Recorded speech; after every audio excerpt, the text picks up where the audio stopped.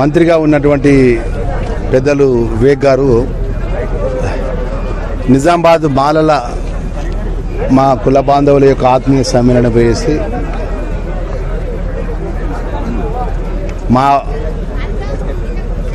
పేరు తీసుకొని మాట్లాడడం జరిగింది. అత్యంత బాధాకరం. ఎందుకంటే ఆ రోజు జరిగినటువంటి సంఘటన అనేది వారి పెద్దలు వెంకటస్వామి గారి యొక్క జన్మదిన కార్యక్రమంలో పాల్గొని నేను అక్కడ ఉన్నటువంటి జూబ్లీ హిల్స్ బై ఎలక్షన్ పోతున్నా ప్రచారంలో మైనార్టీ వెల్ఫేర్ సంబంధించిన దాన్ని పోతుంటే ఈరోజు మళ్ళొక మా పేరు తీసి మాట్లాడడం కావాల్సుకొని లక్ష్మణ్ కుమార్ అని నా పేరుతోని నేను తప్పు అబద్ధం మాట్లాడినానని వారి తండ్రి గారు నాకు టికెట్ ఇచ్చిందని మాట్లాడడం.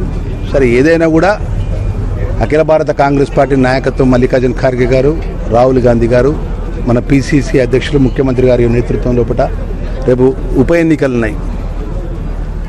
రేపు స్థానిక ఎన్నికలు పార్టీ బలోపేతంగా, పార్టీ ముఖ్యం అందరికంటే, మనందరికంటే పార్టీ ముఖ్యం.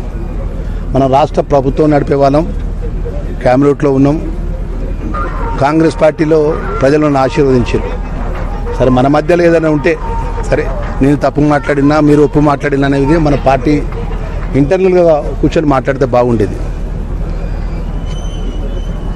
ఏదేమైనా కూడా డాక్టర్ వివేక్ గారి యొక్క విఘ్నతకు, ఆయన మర్యాదకు, ఆయన గౌరవానికి వదిలిపెడుతున్నా తప్ప నేను దీంట్లో ఏం మాట్లాడదలుచుకోలేదు. ఎందుకంటే నేను పార్టీ లైన్ కట్టుబడినట్టు ఒకటే పార్టీ నమ్ముకొని, ఒకటే జెండాను నమ్ముకొని ఈ స్థాయికి వచ్చినట్టు సామాన్య కార్యకర్తను రాష్ట్ర క్యాబినెట్లో ఉన్న పార్టీ ముఖ్యం కాబట్టి పార్టీ లైన్ దాటిపోయేది లేదు. వారి విఘ్నతకే, వారి మర్యాదకే, ఈ అంశాన్ని వారు నిజామాబాద్లో మాట్లాడిన అంశాన్ని వారి యొక్క మర్యాదకే, వారి విఘ్నతకే వదిలిపెడతాను.